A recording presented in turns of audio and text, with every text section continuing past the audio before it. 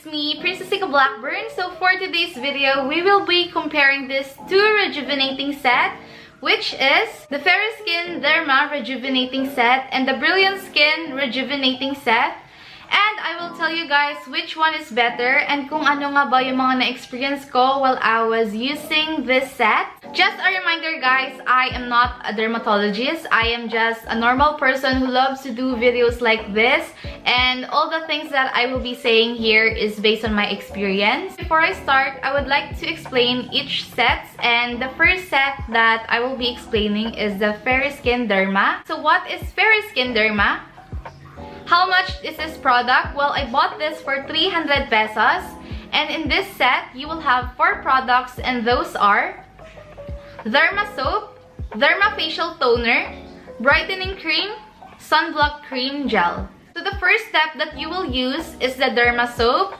You will use this at morning and night as your daily cleanser, and you will apply this to your face. So the next step that you will use is the Derma Facial Toner. Put a small amount of SKIN Derma Facial Toner sa isang cotton pad and you will spread it evenly on your face.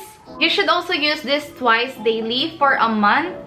After using the SKIN Derma Facial Toner, the next thing that you will use is the brightening cream, and you will only be using this during bedtime or sa gabi. Then, yung pinaka-last step sa umaga is using the sunblock cream gel. After applying this on your skin, papatagalin mo muna to sa face mo for 30 minutes bago ka lumabas and always reapply. So, what is Brilliant Skin Rejuvenating Facial Set? How much is this product? Well, this is 300 pesos. In this set, you will have 4 products and those are Kojic Acid Soap, Rejuvenating Facial Toner, Rejuvenating Facial Cream, Sunscreen Gel Cream SPF 30. So the first product that you will use is the Kojic Acid Soap. You will be using this in morning and night. Papatagalin mo to sa face mo for 3 minutes. Then after that is banlawan mo na. Pero ang ginawa ko guys is ginawa ko siyang 30 seconds lang kasi sobrang tapang ng sabon na to. And the next step is using the Rejuvenating Facial Toner. So, you will be using this twice daily. And maglalagay ka lang ng small amount ng toner sa isang cotton pad. Pag isa-swipe mo to sa face mo, always upward motion para iwas guys sa wrinkles. Then, after using the toner, the next step that you will be using at night is the Rejuvenating Facial Cream. Gagamitin mo lang to guys isa gabi. Then, ang last step naman sa umaga is using their Sunscreen Gel Cream SPF 30. Then, papatagalin mo to sa face mo for 30 minutes bago ka lumabas. And always reapply every 2 hours para maging protected yung skin mo from the sun. So guys, sa box nila, para sa akin, mas better yung sa Brilliant Skin kasi plastic yon. And matigas din siya. Samantalang doon sa SKIN naman is papel lang siya. And mabilis yun masira. Tapos guys, nakikita ko din doon sa ibang mga reviews na doon sa SKIN, mabilis nga daw masira yung sa toner nila. Sa akin naman, hindi naman ako guys nakaranas ng ganun. Pero ganun guys yung naranasan nung sa iba. Pero nasira guys yung takip nung sa SKIN nung sa akin. And yun nga yung pansin ko, parang hindi siya masyado matibay doon sa SKIN yung mga lalagyanan doon. Pero yung sa toner lang naman guys yung problem ko doon, and doon din sa iba na nakita ko. Pero malay mo naman sa iyo, hindi ka makaranas ng ganon. But doon guys sa Brilliant Skin naman, ang pansin ko lang doon is medyo konti lang yung toner. Pero okay lang yun guys kasi hindi naman masyadong madaming lalagay mo doon sa cotton pad. Hindi naman kailangan ng super dami. So, magagamit mo yun for a month talaga. So, guys, sa price naman is same price din lang naman sila. Pareha silang 300 pesos. So, guys, ang na-experience ko sa SKIN is hindi ako nagka-pimples and wala akong happy feeling na naranasan. And akala ko, guys, sobrang ganda na nitong set na to.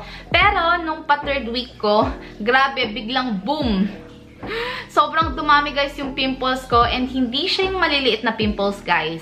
Malalaki talaga siya, like sobrang dami pa niyang nana. And medyo naging disappointed lang ako sa part na yun kasi akala ko talaga is maganda na siya kasi wala akong naramdaman na hapde na feeling, and konti lang guys yung pamamalat na na-experience ko. Sabi ko no, nung mga first week, second week, sabi ko, ang ganda ng ano na to ng set, rejuvenating set, kasi ngayon lang ako nakapansin or nakakita ng rejuvenating set na hindi ganun katapang. Kasi guys, yung sa Brilliant, sobrang tapang talaga. And Noon, akala ko nga maganda. Pero nung pa 3rd week na, yun, dumami nga bigla yung pimples ko. So, pansin kong baka hindi ako hiyang dun sa fairy skin. And akala ko guys, totoo yung motto nila na within 7 days, makukuha mo na or ma-achieve mo na yung cutis koreana. And, ayun, sabi ko nga, sa 1st week, at yung 2nd week, sabi ko, ay, baka totoo nga yung motto nila. Kasi hindi talaga ako naniniwala sa mga ganong klaseng motto sa mga beauty products. And siguro totoo nga, pero sa 3rd week, biglang nagdumami, biglang pumangit yung skin ko, biglang dumami nga yung pimples. So guys, ito naman sa Brilliant Skin Rejuvenating Set is sobrang tapang niya guys, and naiiyak na ako sa sobrang sakit. And guys, nung mga panahong ginagamit ko tong Brilliant Skin Rejuvenating Set is sobrang dami ko talagang pimples guys, and yun yung first time kong gumamit ng rejuvenating set. So parang sobrang sensitive talaga ng skin ko ng mga panahong yun. Pero guys, itong set na to is hulog ng langit para sa akin kasi sobrang dami ko ng products na na-try nun and wala maski isa na gumana sa akin. Nagpa-derma na nga ako nun eh, pero hindi talaga nawala yung mga pimples ko. Pero nung gumamit ako ng Brilliant Skin Rejuvenating Set is gumanda talaga guys yung skin ko. Masakit lang nga talaga siya sa mukha. So guys, sa first week ko na ginagamit tong set na to is grabe yung sakit, tapos yung pamamalat ng face ko noon. Also, sobrang pula din guys ng face ko and ang sakit niya, sobrang, pag hinahawakan mo siya, sobrang init kasi nga, ang tapang ng product tapos namamalat pa yung skin mo. Also guys, tumututok pa ako sa electric fan noon pag ako ay nagtutoner kasi nga, ang sakit talaga. And may part na minsan naiiyak na ako. And pinibilisan ko na lang siya kasi nga sobrang hapdi na niya sa mukha. Medyo nakakatakot nga siya guys gamitin kasi sobrang tapang niya nga. But you really need to trust the product.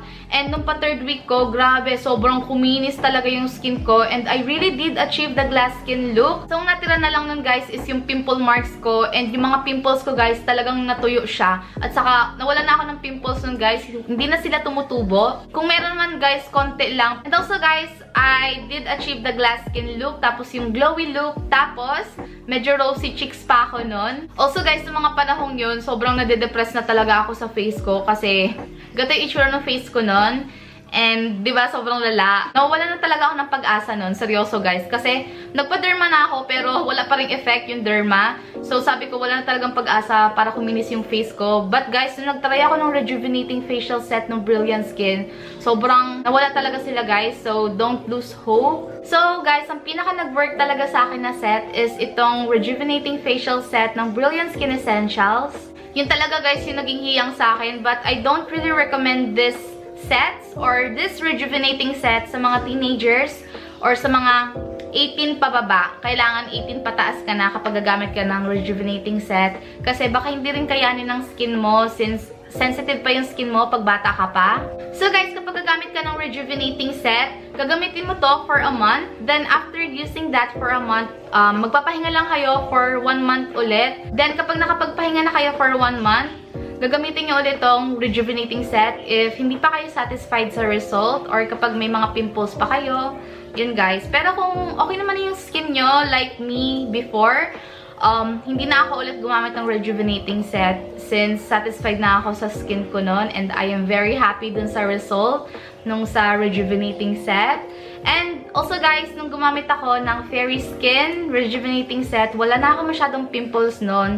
Pero biglang dumami yung pimples ko nung pinaka pa 3rd week na. So, yun lang guys. Isipin mo, nung sa Brilliant Skin, sobrang dami kong pimples, pero napawala niya yung mga pimples ko. Tapos doon sa Fairy Skin, wala akong masyadong pimples noon nung trinay ko siya. But, nung pagtapos ko nang gamitin yun, biglang dumami yung mga pimples ko. Medyo disappointed ako doon sa Fairy Skin. Pero, ewan ko lang guys sa iba kung naging effective nga ba tong Fairy Skin sa kanila. And that is just my experience, guys. So, guys, I really hope na may natutunan kayo sa video na to. And if you still have any questions, then please comment down below and I'll try to answer it all. So, I really hope that you like this video. If you like it, please give it a thumbs up. And also, please subscribe to my channel. And also, please hit that notification bell so you won't miss a video that I'm posting every week. And I'll see you guys in my next video. Bye-bye!